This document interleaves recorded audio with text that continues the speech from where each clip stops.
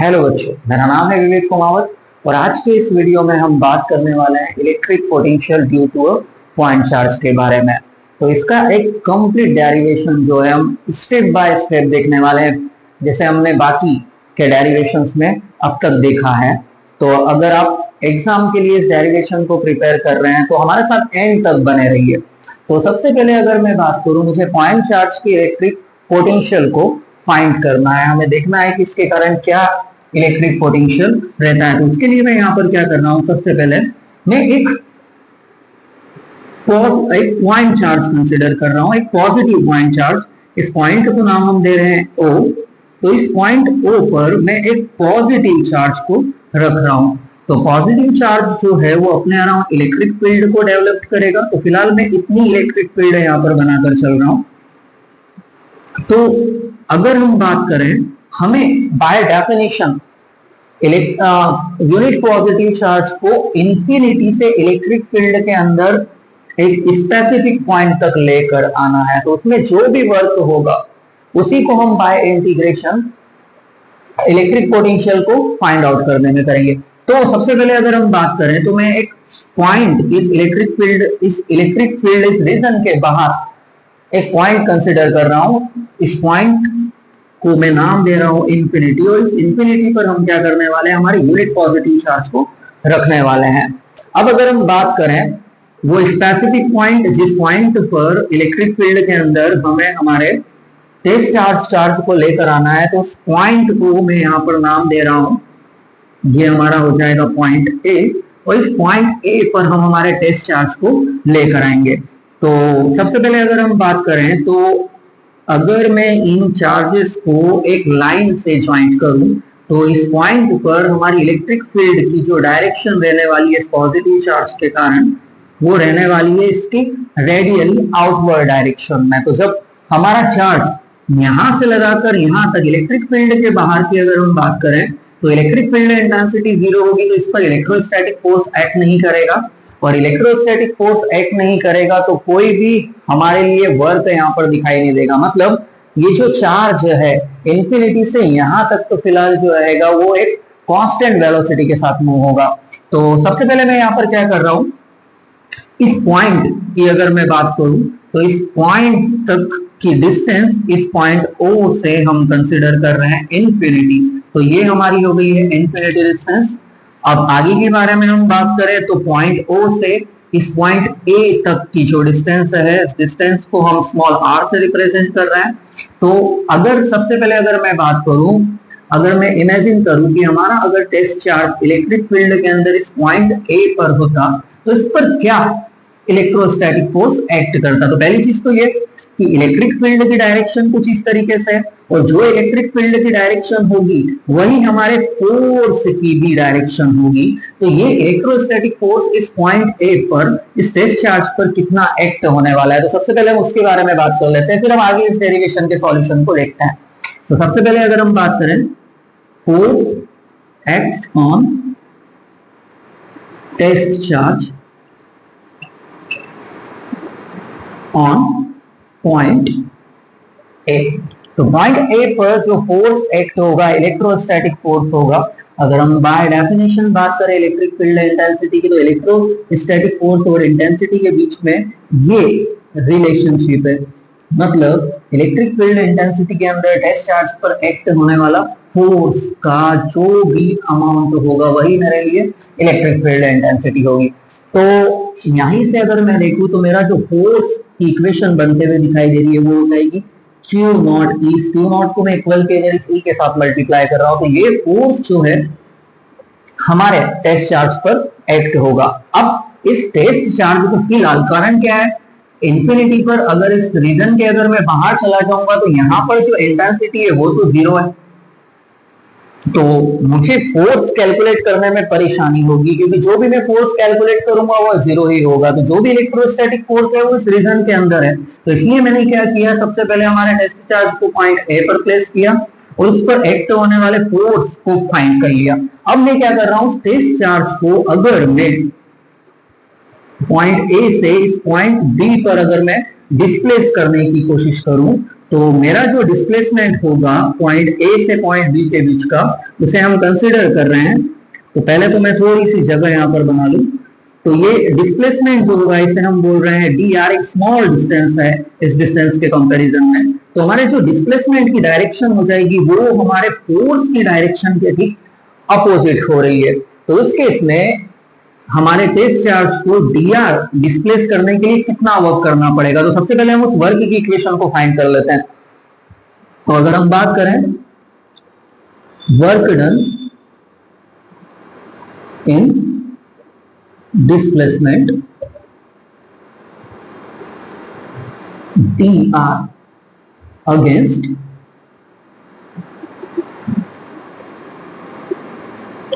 Force F is, तो होगा क्या, हमारा इलेक्ट्रोस्टैटिक फोर्स जो है वो इलेक्ट्रिक फील्ड की डायरेक्शन में, और इस इलेक्ट्रोस्टैटिक फोर्स के अगेंस्ट ही हमें वर्क करते हुए टेस्ट चार्ज को पॉइंट बी तक लाना है। तो उस केस में अगर हम बात करें तो क्या वर्क डन रहने वाला है, तो मैं ये बोल रहा हूं कि जो वर्क डन होगा वो होगा dw। तो ये dw एक छोटा सी डिस्टेंस को कवर करने के लिए छोटा सा वर्क, तो ये हमारे टोटल वर्क का एक छोटा सा पार्ट है जिसको हमने डिफरेंशियल फॉर्म में लिखा है। तो आगे के बारे में बात करें तो वर्क का फॉर्मूला होता है force into displacement, force into displacement. तो ये जो वर्क है dw, ये एक्ट होगा, सॉरी ये वर्क मुझे मिलेगा जब फोर्स एक्ट होगा हमारे टेस्ट चार्ज पर, और ये जब डिस्प्लेस होगा dr। तो फिलहाल अगर हम बात करें तो दोनों क्वांटिटीज जो है फोर्स और डिस्प्लेसमेंट वेक्टर क्वांटिटीज है, और जब मैं इनका डॉट प्रोडक्ट करूंगा तब मुझे ये स्केलर क्वांटिटी वर्क मिलेगी। तो आगे के बारे में हम बात करें तो नेक्स्ट स्टेप में हम इन डायरेक्शन को यहाँ से हटा रहे हैं, और डायरेक्शन हटाकर क्या कर रहे हैं, इनके बीच का एंगल देख रहे हैं। तो जो एंगल होगा वो कोसाइन एंगल होगा, तो मुझे मैं उसे इस तरीके से लिख देता हूँ f into d are cos theta.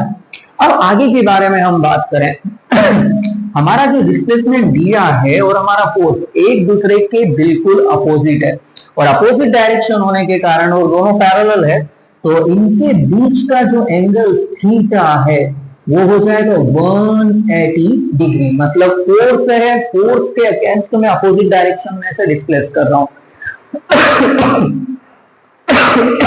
Sorry. तो इस थीटा की जो वैल्यू है फिलहाल मैं यहाँ पर पुट कर दूं, तो मुझे जो वर्क दिखाई दे रहा है वो हो जाएगा f into d are cos 180 degree. और कॉस 180 डिग्री की अगर हम बात करें तो कॉस 180 डिग्री की वैल्यू होती है -1।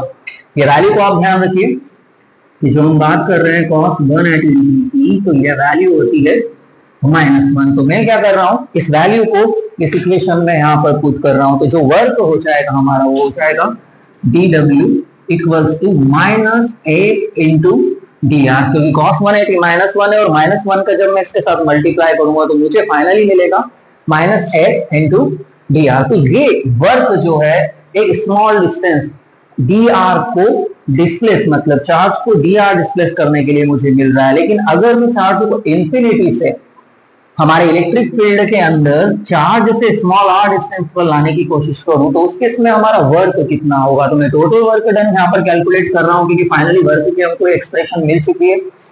तो इसी को हम जब इंटीग्रेट कर देंगे तो फाइनली हमको टोटल वर्क मिल जाएगा। तो अगर हम बात करें टोटल वर्क डन के बारे में, तो टोटल वर्क डन जो हो जाएगा हमारे लिए इस टेस्ट चार्ज को आर डिस्टेंस पर लाने के लिए वो हो जाएगा W, और इसे हम ला रहे हैं इंफिनिटी से पॉइंट ए पर। तो ये रहा पॉइंट इंफिनिटी और ये रहा पॉइंट ए।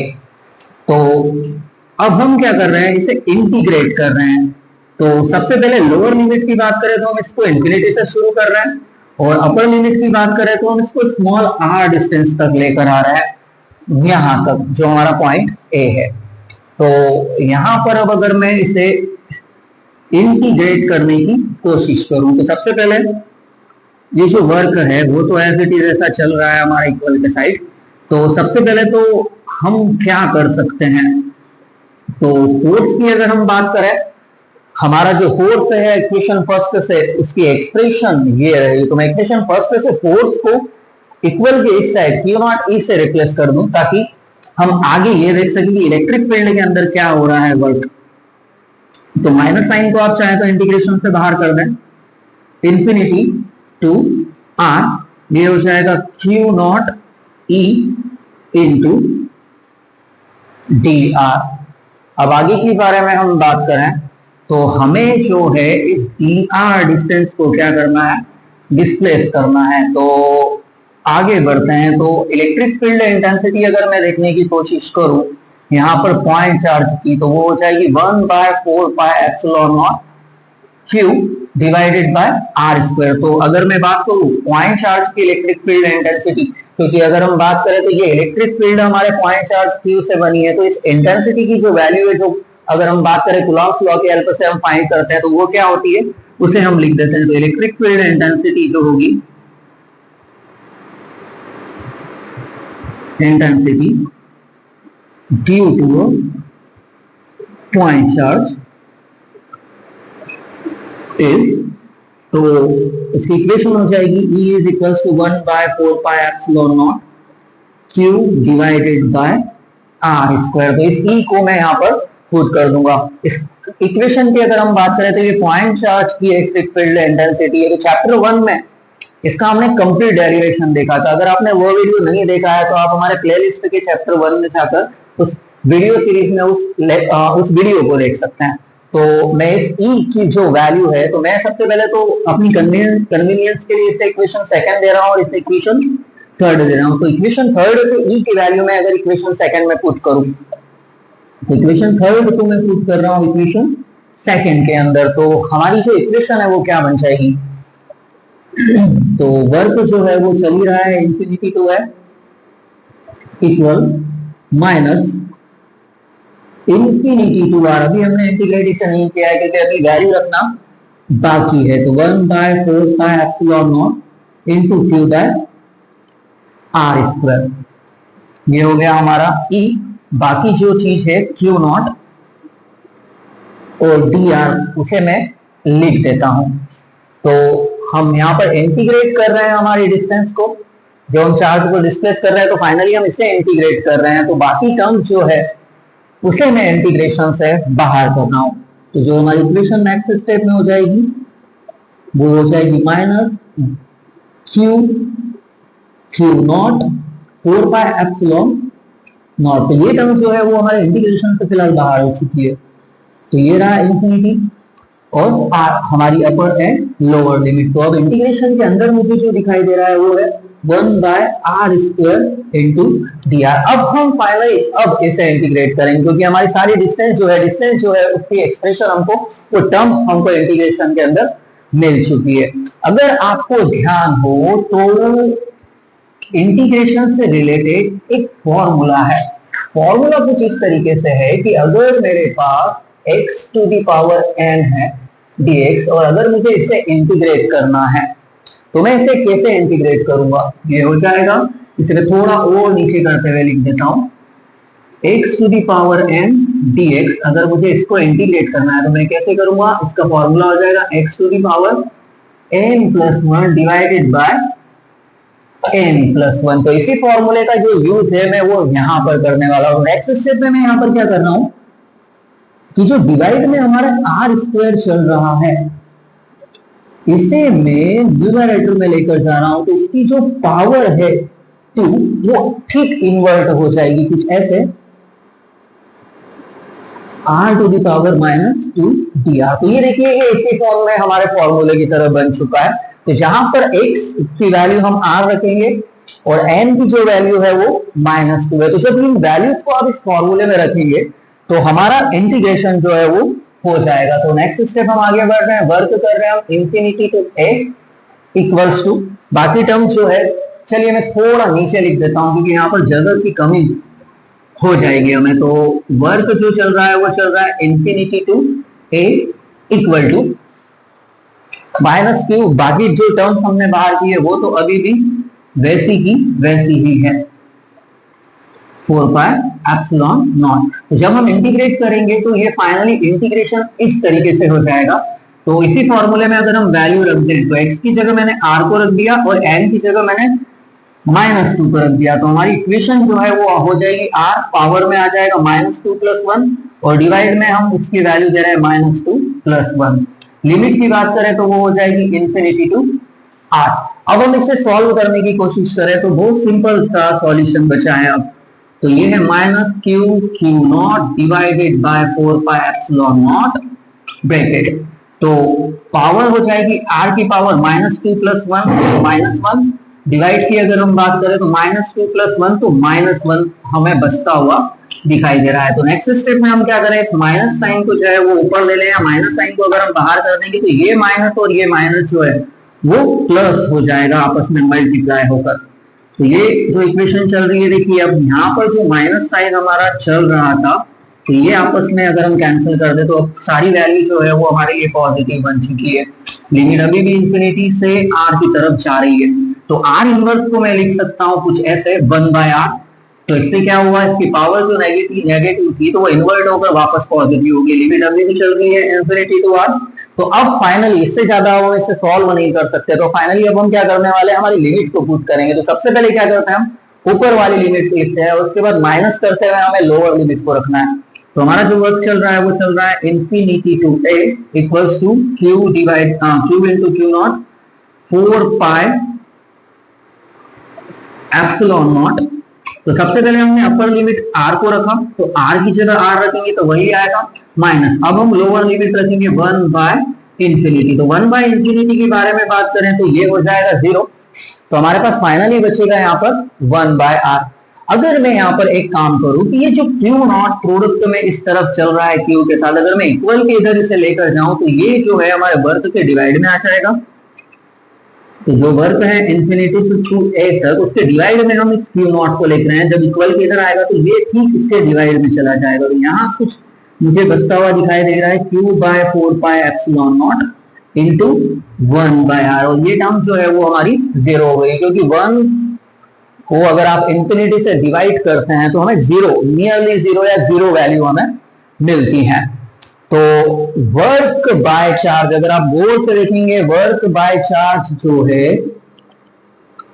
यही हमने फॉर्मूला बनाया था डेफिनेशन से पोटेंशियल के लिए, और ये पोटेंशियल हम ए पॉइंट पर फाइंड कर रहे हैं, तो मैं इसे लिख दूंगा V sub A। तो ये जो है हमारा इलेक्ट्रोस्टैटिक पोटेंशियल बन गया है। अब आगे इस स्टेप को अगर मैं थोड़ा रीअरेंज करते हुए लिखूं तो मैं 1 पहले लिख रहा हूं और इसके डिवाइड में लिख रहा हूं 4πε0 इनटू इस q के डिवाइड में लिख रहा हूं मैं स्मॉल r। तो इतने वोल्ट जो रहेगा हमारा इलेक्ट्रोस्टैटिक पोटेंशियल रहने वाला है पॉइंट A पर। तो यही फाइनल इक्वेशन थी, फाइनल स्टेप थी हमारे इलेक्ट्रोस्टैटिक पोटेंशियल की पॉइंट चार्ज के कारण। तो अगर हम बात करें तो डेरिवेशन दिखने में थोड़ा बड़ा है, लेकिन अगर हम बात करें सॉल्यूशन में तो ये बहुत ही इजी है। अगर हम पोटेंशियल के बारे में बात करें तो एक चीज ध्यान रखना, जैसे मैंने फर्स्ट चैप्टर में बताया था कि इलेक्ट्रिक फील्ड इंटेंसिटी पॉइंट के नेचर चार्ज के नेचर पर डिपेंडेंट नहीं होती है, लेकिन इलेक्ट्रोस्टैटिक पोटेंशियल जो है वो पॉजिटिव भी होता है और नेगेटिव भी होता है। तो यहाँ पर हमारे लिए जो साइन है चार्ज का, जो नेचर है पॉजिटिव और नेगेटिव, ये हमारे इलेक्ट्रोस्टैटिक पोटेंशियल को भी डिफाइन करता है। तो जब भी हम बात करेंगे नेगेटिव साइन की, तो जहां भी हमको नेगेटिव साइन दिखाई देगा हम बिल्कुल उसको हमारी इक्वेशन में रखने वाले हैं। तो यही फाइनल एक्सप्रेशन है।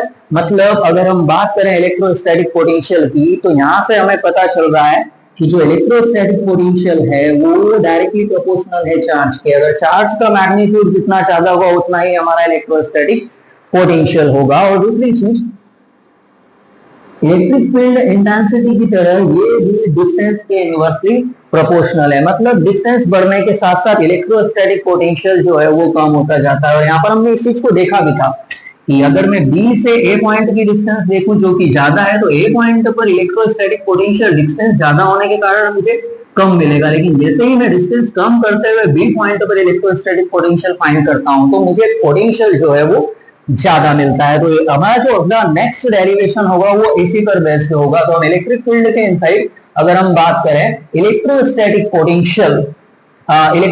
पोटेंशियल डिफरेंस की इक्वेशन, उसको हम डिराइव करने की कोशिश करेंगे हमारे नेक्स्ट वीडियो में। उम्मीद है ये सॉल्यूशन जो है आपको समझ में आया होगा। अगर आपको यह वीडियो समझ में आया, पसंद आया है, तो आप इस वीडियो को लाइक कीजिए, अपने दोस्तों के साथ शेयर कीजिए और हमारे YouTube चैनल को सब्सक्राइब कीजिए। Thank you.